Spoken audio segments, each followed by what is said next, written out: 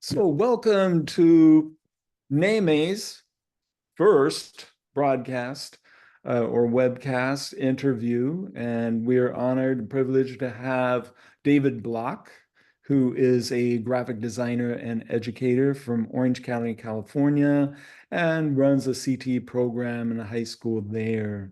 Mhm. Perhaps, David, you could just give a little bit of background in terms of what you're doing right now, your role right now, and then we'll get into kind of the beginning of your career. Sure, absolutely. So I'm not a district teacher. I work for North Orange County ROP, and I'm working over at the El Dorado High School in the Digital Media Arts Academy.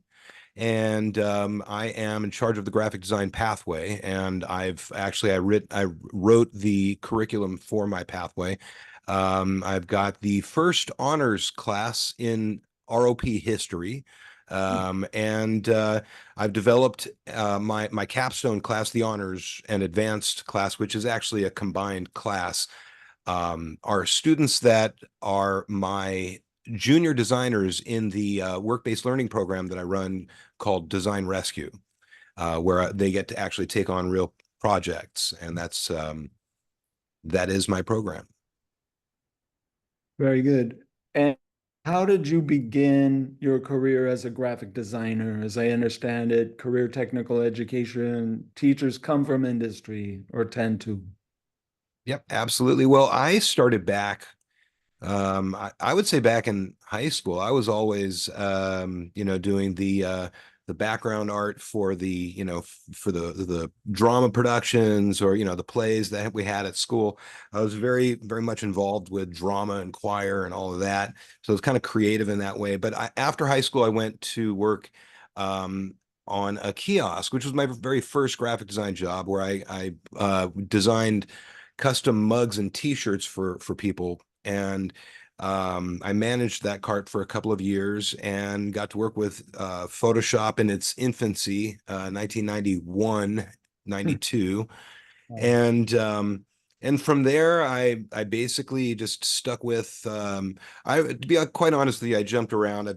I've done a lot of different kinds of jobs in my lifetime, but I've always come back to graphic design. My father, in 1996, he started a little web design company, and I jumped in with him as the designer, and he was doing just building websites. And so uh, once again, in the infancy of that industry, and so that's really where it all began. And I decided in 2001 is when I finally went to college.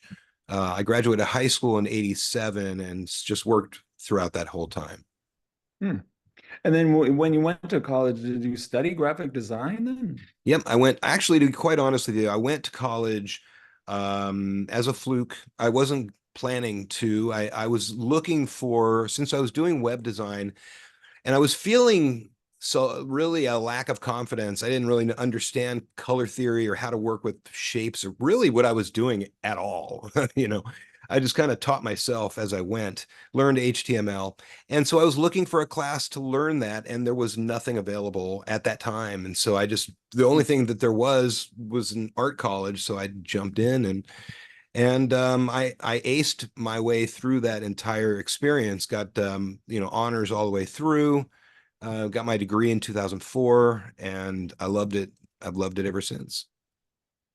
And then you gradually became aware of career technical education. Is that what happened? How did that transition happen? Well, the career technical education aspect came when I was hired on to ROP in 2015.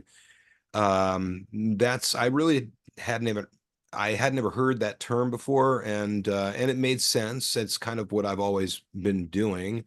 Technical educate or a career with technology and you know that sort of thing. So CTE made sense to me, going from that industry and going straight into teaching how to do what I've always done to make a career. So And then ROP, some people might not be familiar with that. I yes. don't know if that's nationally recognized.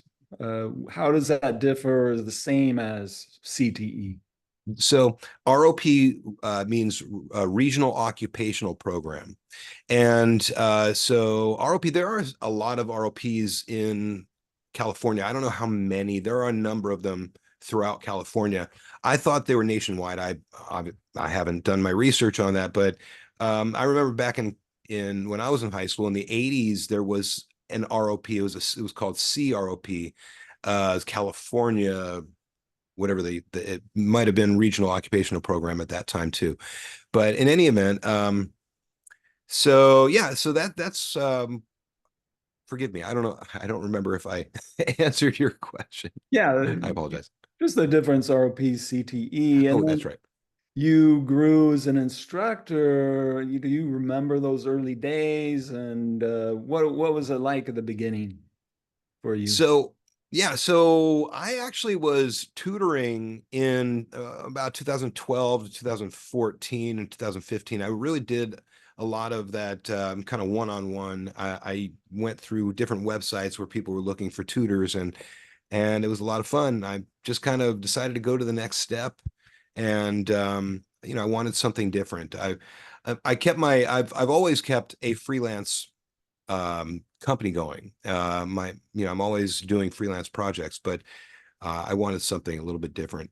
And so, yeah, when I saw the opportunity through ROP, they offered the chance to get my credential while working, Mhm. while everybody else was looking for a credential before getting their applications. So that was huge. That was huge. And I already had like 30 years of experience. So they took that into account and put me in the classroom.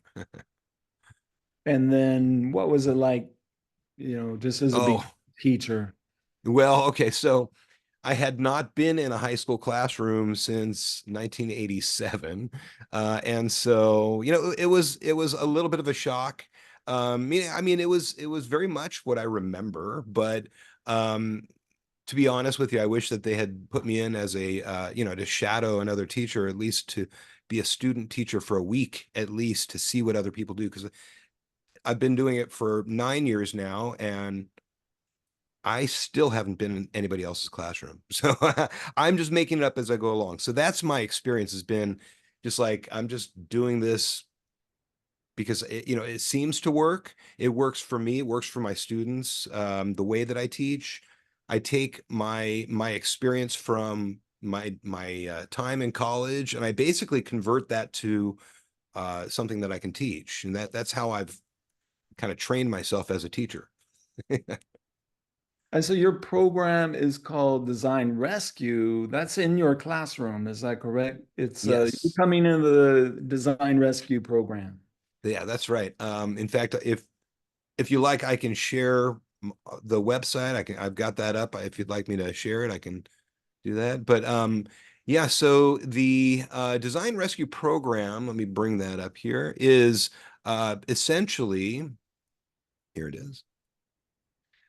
Uh, It was really an opportunity for me to create a portfolio preparation class. I was thinking what could happen when they go through the whole program. What's going to happen in the last year? And I didn't want them to want my students to just get more assignments. I wanted them to prepare for the next step, and that was portfolio preparation.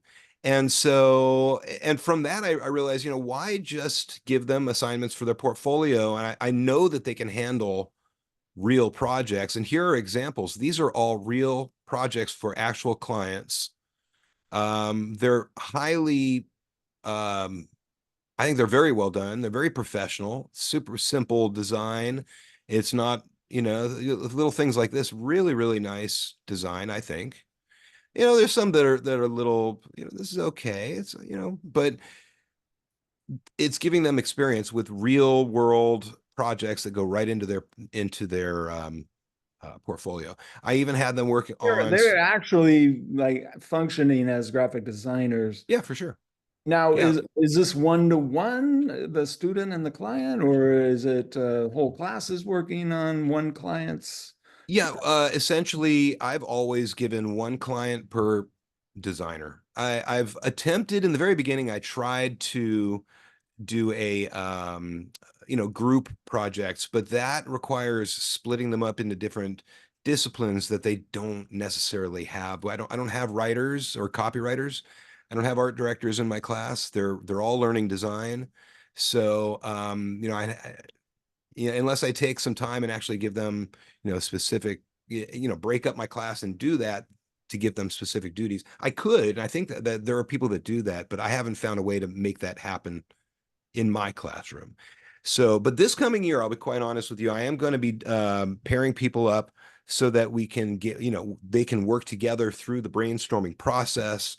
And so they're not just on their own. That is one aspect that I've struggled with is, the silo aspect, getting them out of the silo and doing critiques and things like that. Mhm. Can you give me an example while we're on this page? Maybe go into detail about one of these and maybe what happened, what was the process, and Sure. how did it result in this? The other question is, are these first year students or are they, is this multiple year program? That's a great question. So no, they're not first year. The people that are in the design rescue program are third and or fourth year Mm. year students. So my program starts out with design. It's a class called digital design and illustration. That's the ninth graders. They move on to either the photography or game art program after that first year. They can make a choice to take a different direction, or if they stay with me, they go to visual communications. And then the third year is the choice between the advanced or the honors graphic design. And then in their fourth year, if they've accumulated enough credits to graduate, they can actually take the other capstone class and stay with the program a fourth year. And most of them do that, to be quite honest with you. I do that a lot. Mhm. Okay. Mhm. And so to answer your question, all of these essentially, let's see, I wish I had put my pictures up here, but I didn't. There are, I basically have our clients come in to my classroom. I have an area at the very back of the classroom which is set up as a conference room. And in fact, let me go back just before we go into an example. I want to show you this quick video, if you don't mind. It'll give you a Yeah, better great. view. All right, sorry for the intro. Hold on.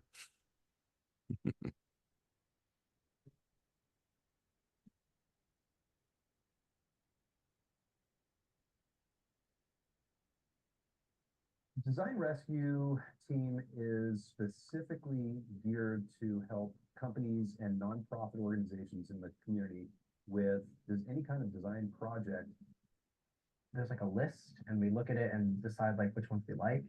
We just like systematically go through them, and people will take like either what they're good at or what's like something they want to try. I've been wanting to learn more and more about working with the computer and like learning to design logos. Generally, take for a logo, just by itself would take around 2 weeks, maybe more, depending on whether the client wants more revisions done and whether or not the logo is that intricate. I'm going to stop it right there. It'll go on for that's just the first minute, but that room that you saw us sitting in that last scene, that's the conference room I was talking about. And the student that I was sitting with there, Sasha, was actually he just recently contacted me. He just graduated college with a degree. I think he went UX. He's now working in UX UI right now. So yeah, it's one of my success stories. And he actually, let me give you an example. Sasha was responsible for this one, these top four. In fact, this was the conversation we were having at the moment in that video for this particular logo. To give you a little background, we do take clients who are, actual companies, but this was just a woman who started a very small organization helping people search for missing people. So where she had an experience in her life, I think it was her son went missing and he was living on the streets, and she was doing everything she could to try and find him. And so she was passing out sandwiches wrapped with a flyer with his name and picture and all that. And Oh, so we helped her brand her program called Text Witch. It's a sandwich with, you know, the text from the flyer. And we gave her a format for her flyer, and we helped her on her way. So that was one small, really kind of a cool little success story. that's awesome. And Cool. this one, by the way, just another side one. This was we got to work with the Cystic Fibrosis Foundation. We've worked with a couple of nonprofits who come in and just give us an opportunity to just do something for one of their programs. Like this was the Ronald McDonald House in Orange County here. They did a trunk or treat, and we did all of the posters for their event. Very cool. Yeah. That's very professional work, very high quality. It's impressive. Yeah. Thank you for sharing that. Sure, sure. Another question I have goes to detail in terms of your instruction. And what do you emphasize in graphic design in your courses, maybe perhaps at the lower level, very beginning? What are you tending to talk about or point out in graphic design right at the beginning there, and as sort of a continuation throughout your program? Yeah, sorry. I apologize for that.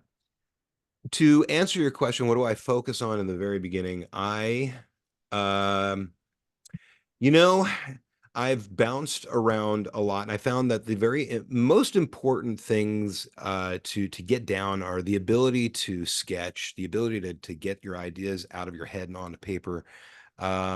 Otherwise, everything else just that's the first thing. Otherwise, everything else is more of a chore to get through.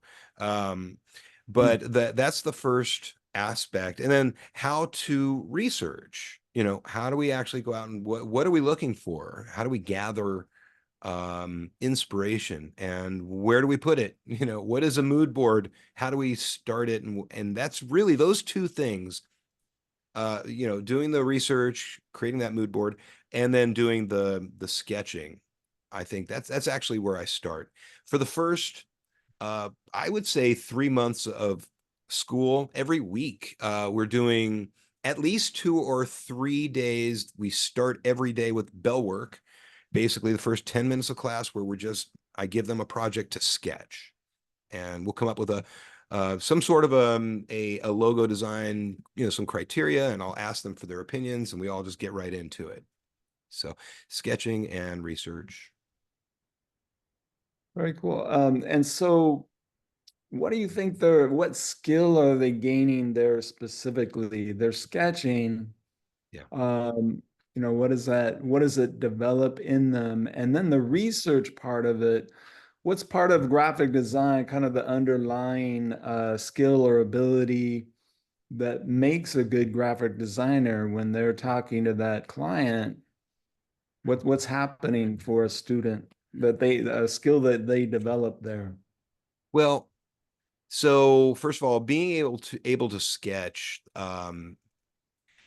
you would be surprised. I was shocked. You'd be surprised at how many students come out of middle school and simply can't draw a square. I was really, really surprised.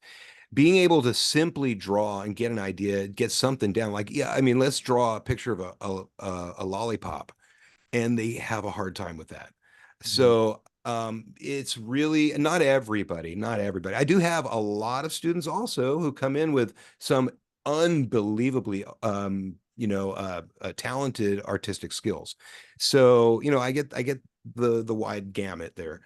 But I think that first of all, the sketching helps them to get their ideas out of their head and not spend a lot of time on them, just to get the idea out, put it down so they don't forget about it, and they'll come back to it later and build up those ideas as much as possible, as fast as possible. So that's really what that's all about. And it's really, I think, super important because they not only some of them have a hard time drawing, it really plays havoc on their self-confidence when they see that they can't and the person next to them is drawing people and shading and faces, and you know what I mean. So We spend a lot of time on that. Now, for the research, first of all,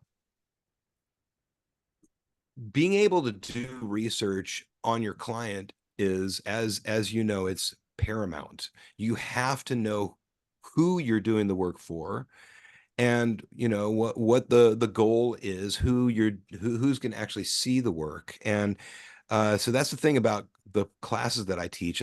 I always, I mean, the very beginning of every year, in every class, I remind them we are not here for art. Although art is wonderful and it's fine, art is great, it's empowering and it's good for you as a person, but generally speaking, we're here to get you a career, and everything that we do here has a client connected to it. So I don't just give them projects just for the sake of having them do projects. Every single thing is connected to some kind of a simulated client. Got it. Very good. Can you think of one of your biggest successes that you feel proud about? One of my biggest successes. Yeah, well, I mean, there are a few. First of all, being able to get the honors class designation in my capstone class was a huge deal, and it's a big draw, uh, you know, for my program. So that's pretty big. Every single time I hear like my student comes back and says, you know, I'm going to college for design, that's a win for me. You know, I like celebrate all the time. Um, so I mean, it's hard to pinpoint, to be quite honestly. I would say the honors designation, and being the first in a 40-year history of ROPs being in business. Congratulations on that. Yeah. How Thank you. about biggest challenges or challenge uh, in your work? So well, I mean, there are a number of challenges, you know, in terms of students that have the interest to be there. That's always a challenge. That's one of the first major challenges that I have to deal with. My program being an academy, being a program where students come from in the 8th grade, they make the decision to come to our school based on, you know, they want to be in my program. So I get classes full of students like that are just like, I'm here for this. But then I've got other classes that, you know, the kids just needed somewhere to be in 5th period. And so, you know, and that is a struggle. That is a struggle because when I'm giving my all and presenting as much as I can, and really it's like I'm on stage and I feel like, you know, I'm getting like I got these hecklers in the back corner, you know what I mean? That's the challenge. Okay. I think I've learned how to deal with it pretty well, but you know, it's always still a challenge. Can you provide any wisdom then for a teacher that's maybe beginning in this kind of a career? Yeah, yeah.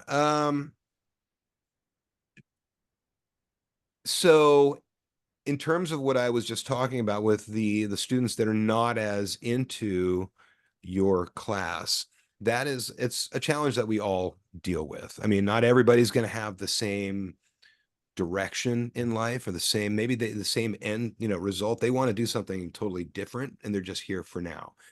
So I think at that point, I think the thing to remember is we're here to give them to make their life more rich. I think that's the way to look at it. You want to make their life more rich and give them more skills that they can, you know, maybe they're not going to make a living doing it, but they will at least have some understanding about what, you know, how the world works. What is a logo and why are they looking at it and how important is it? Why is it so important? Things like that. They may not ever get as, you know, into it as everybody else, but I think that's something that to consider is don't, my advice would be don't get so invested in those students that you lose your sanity. The people to focus on are the ones that I mean, focus on all of them, obviously, but you know, give them an opportunity to learn. and it may turn around, but don't kill yourself over it, if that makes sense. Yeah, that makes total sense. Great advice. You run or managing a Facebook group called Media Arts Teachers of the World. Is that correct? Yes. The title, agree. The Digital Media Can Arts you tell me Teachers of the about World. how that came to be and how you came into it and Yeah. what is that Facebook group about? So it started out, I actually started, I think must be about 7 or 8 years ago. When I became a teacher, I joined that group as a normal, as a regular guest member.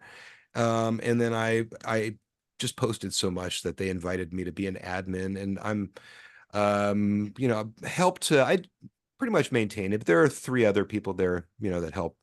But it's now up over 7,000 people, and not everybody contributes or jumps in and participates, but that's perfectly fine. At least we have the ear and the eyes of so many people in our industry, and if they hopefully they're gaining something from it. But so the purpose of the group is really, it's an online PLC,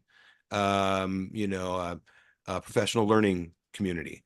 And the reason that I participate at the level that I do, and so much as much as I do, is because the PLCs that I belong to, generally speaking, don't really give me what I want.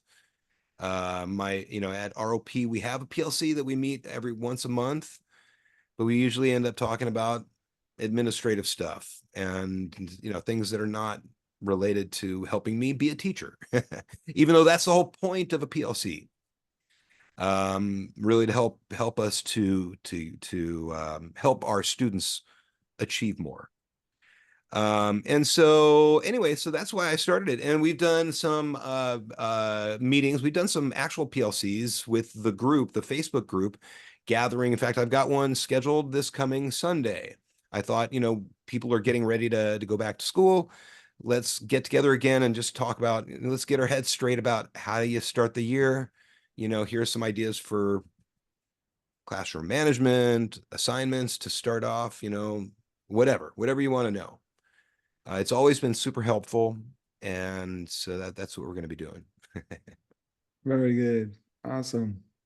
Um, what do you, so those kind of work together, the Facebook page where teachers can post a question, problem, I've seen that.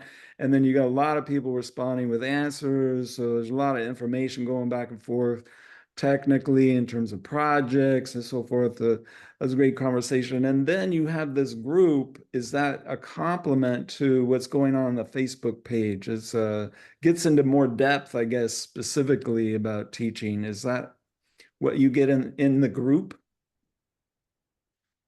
That's they're meeting Um, in a Zoom meeting, correct? oh, I see what you're saying. Yes. Yeah. Yeah. So they Yeah, complement exactly. each other, the Zoom meeting and then That's right. the Facebook. Yeah, that's right. In fact, the last time we did it, we split it up into levels because we've got people that are teaching beginning, classes, and others that are teaching the honors classes. And so we all have different focuses, and, some people that want to learn about the work-based learning program that I teach. And so every now and then we'll, like I said, the last time, I should say, last year, we did, I think, 2 or 3 separate meetings for people that wanted to talk about specific levels that they're teaching. Very good. Um, Next question is, you have written a book and you're about to publish it. Can you go into some detail about what your book is? What it's about? Absolutely. I appreciate that. Yeah, for sure. Do you mind if I share my screen again? Absolutely, you should. Okay. Let me bring that up.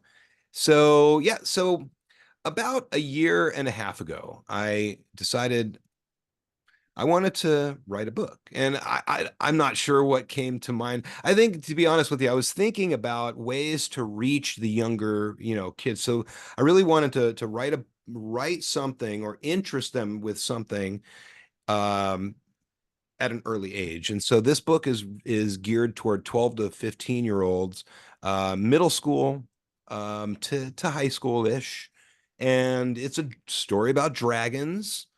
But it's not just a story. It's got graphic design built right into it. So they have to, for instance, when they're up against a challenge, they've got to learn about the what was it? Oh, forgive me. I'm sorry. Color theory. In order to make a particular machine do a specific thing, they've got to match colors in a specific way, right? So just different ways of integrating graphic design fundamentals into the storyline is basically what I've done. And